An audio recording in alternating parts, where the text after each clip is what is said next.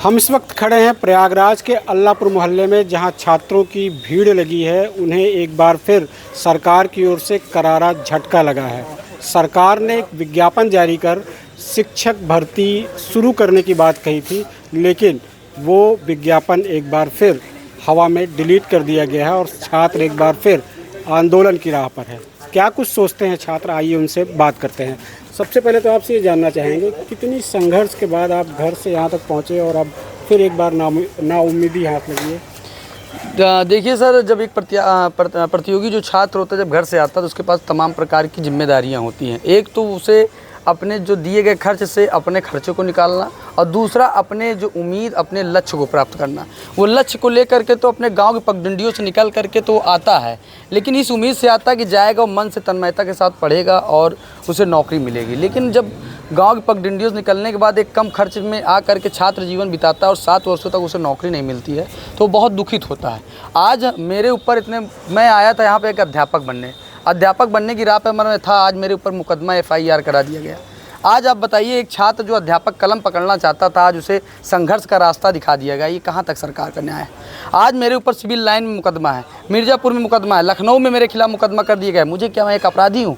मैं तो सरकार से केवल एक ही काम कहा था कि मुझे नौकरी चाहिए। आज सरकार ने फिर ट्विटर पर और अखबारों में जो है 2 लाख भर्ती देने के लिए एक सफूगा छोड़ा। उसके बाद अपने सरकारी ट्विटर हैंडल पर उन्होंने बताया कि 2 लाख भर्तियां आ रही हैं, वो भी 3 चरणों में आएगी। जब हमने उस मुद्दे को लेकर के एक खुशी हुई, एक मतलब मिठाई बांटने का माहौल था, लेकिन जैसे ही हम सब ने उस खुशी को इजहार करने की कोशिश किया, सरकार ने फिर जैसे 7 वर्षों से एक धोखा दिया। फिर उन्होंने ट्विटर को डिलीट करके बताया कोई भर्ती नहीं आ रही है। तो अगर सरकार को भर्ती नहीं देना है, नौकरी नहीं देना है, अध्यापक नहीं बनाना है, प्राइवेटीकरण करना है, तो ये DLED BTC का कोर्स कराने का क्या उद्देश्य है? एक गाँव का व्यक्ति, एक मध्यम वर्गीय पर किसान का व्यक्ति 2 लाख 1 लाख रुपए कर्ज ले करके DLED BTC करता है। आपको पता होगा सर कि किसी तरीके से DLED करने के लिए 41,000 की DD देना पड़ता है। वहाँ रहता है, इलाहाबाद में छात्र रह रहा, 5,000 रुपये कम महीने का खर्च नहीं है। लेकिन बताइए हमारी क्या गलती है? क्या हमारी योग्यता में शक है? क्या मैं टेट सीटेट नहीं पास हूँ? क्या यहाँ पर जितने मेरे साथी हैं क्या टेट सीटेट नहीं पास हैं? कोई DLED नहीं पास है?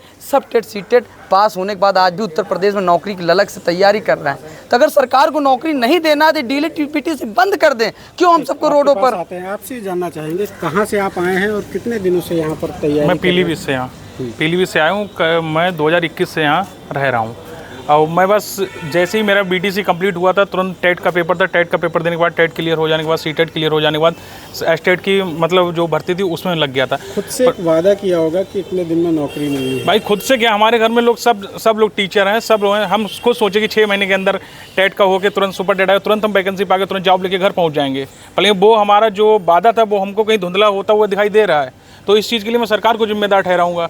अब जैसे हम आपको बताएं, अभी ये बता रहे थे कि अध्यक्ष जी बता रहे थे कि हम जब आए थे तो एक भी मुकदमा इनके ऊपर नहीं था।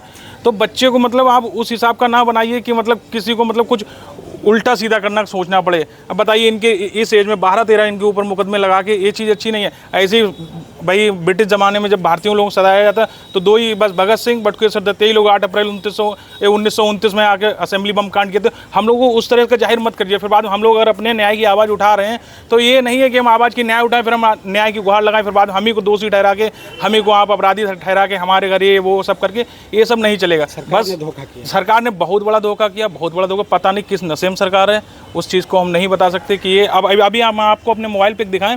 हमारे जो शिक्षा मंत्री जी हैं संदीप सिंह, उनके सामने एक अधिकारी पैर उठा के बैठा है। ये बताइए कितने शिक्षा मंत्री भी दबाव में कि हम भर्ती दें, क्या करें क्या ना करें। अधिकारी से डर रहा है शिक्षा मंत्री हमारे यूपी का। बताइए ये चीज़, भर्तियां कब से नहीं आई हैं और क्या उम्मीदें? सर भर्ती लास्ट जो है 2018 में आया था, उसकी भर्ती जो कोर्ट रोड से 20 में करा ली गई थी।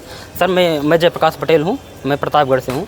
मैं शिक्षक बनने के लिए मैं प्राइवेट सेक्टर में जॉब किया, उसके लिए कि जो है कोर्स करना पड़ता है। कोर्स के लिए मैं वहाँ पैसा जो है एडजस्ट किया, किसी तरह आया, पढ़ाई की। यहाँ बाहर आकर के इलाहाबाद में जो है मेरी BEd और BTC में दोनों हूँ। मेरी पढ़ाई पूरी हो गई। उसके बाद मैं सीटेट क्वालिफाइड में 4 बार हूँ। उसके बाद सरकार के भर्ती देने का मनसा कोई है नहीं। मैं इंतज़ार करते करते थक गया हूँ। बताइए सर मैं क्या करूँ इस बेरोज़गारी में? अब मेरी इतनी पढ़ाई खर्चा हुआ, मैं किसान का घर लड़का हूँ। बताइए मैं क्या करूं? अब मैं पढ़ाई बस। क्या कुछ सोच कर आए थे आप घर से? शिक्षक बनने के लिए आए थे यहाँ पे। बन पाए? बिल्कुल नहीं बन पाए? बिल्कुल नहीं। कहाँ दिक्कत कहाँ आ रही है? दिक्कत ये है कि मतलब वैकेंसी ला रहे हैं, डिलीट कर रहे हैं, बस यही हो रहा है और कुछ नहीं हो रहा है यहाँ पे। बस बेवकूफ़ बनाए छात्रों को करीब 8 साल से। पूरी सरकार की गलती है। अच्छा, मैं एक चीज़ ये समझना चाहूँगा कि क्या इसमें सरकार का फॉल्ट है या फिर एकदम पूरा सरकार का फॉल्ट है। कैसे, क्या बच्चों का कैसे फॉल्ट है? हम लोग तो अपना कर्तव्य निभा रहे हैं। गवर्नमेंट 8 साल से भर्ती नहीं दे रही, सरकार का ही फॉल्ट है ना। हम लोग क्या गलती भर्ती आए तो हाँ, ये आपका 38 जिला वाला बिहार है, भर्ती दे रहा है, 3 चरण हो गया ना वहाँ पे। 75 जिला जितना भी हो, क्या अभी कुछ है यूपी में? कुछ नहीं हुआ। उससे बड़ा ही है ना। बाकी 8 में आप 15 से गुणा कर दीजिए, उधर टीचर तुम रिटायर हो रहे हैं 1 साल में, तब भी तो अनुपात समानुपात बिगड़ जाना चाहिए। तब भी तो अनुपात समानुपात। सरकार के आंकड़ों में अनुपात सही है। बिहार सरकार को प्रेरणा लेनी चाहिए, उत्तर प्रदेश सरकार को बिहार सरकार से प्रेरणा लेनी चाहिए। बताइए, वहाँ TRE 1, TRE 2, TRE 3 तक एग्जाम हो गया और उसके बाद TRE 4 आने वाली है और जल्द ही आएगी, लेकिन उत्तर प्रदेश सरकार सो रही है। बताइए, जो कि हमारे उत्तर प्रदेश जनसंख्या इतनी ज़्यादा है, बताइए जो हर साल जो रिटायर हो रहे हैं शिक्षक कहाँ जा रहे हैं? उनका पद तो रिक्त हो रहा है, उसके कम से कम उसी भर्ती कर दें। छात्रों का ये कहना है कि जो पद रिक्त हो रहे हैं उस पर भर्तियाँ आनी चाहिए, लेकिन सरकार भर्तियां नहीं ला रही है। आपसे समझना चाहेंगे आखिर ये आंदोलन कब से शुरू होने वाला है, उसकी रूपरेखा क्या रहने वाली है? ये 28 मई से इसका शुरुआत होने वाला है और हम सब इस पे अनवरत धरना का कार्य करेंगे, क्योंकि आज 7 वर्षों से भर्ती न आने से हम सब तो लगातार फिलहाल आंदोलन कर रहे थे। लेकिन जिस तरीके से एक बार फिर सरकार ने हम सबके साथ झूठा खेल और झूठा लॉलीपॉप दिया है, कहीं ना कहीं छात्रों को ठगने का काम किया है, तो हम सब फिर 28 मई को शिक्षा सेवा चयन आयोग पर लगातार अनवरत धरना पर बैठेंगे। ठीक। छात्रों का ये कहना है कि प्रयागराज का छात्र एक बार फिर से संघर्ष और आंदोलन की राह पर है। वो 28 मई से एक बार फिर आंदोलन कर सरकार की नींद से जगाने की कोशिश करेगा। अजय कुमार, दैनिक भास्कर, प्रयागराज।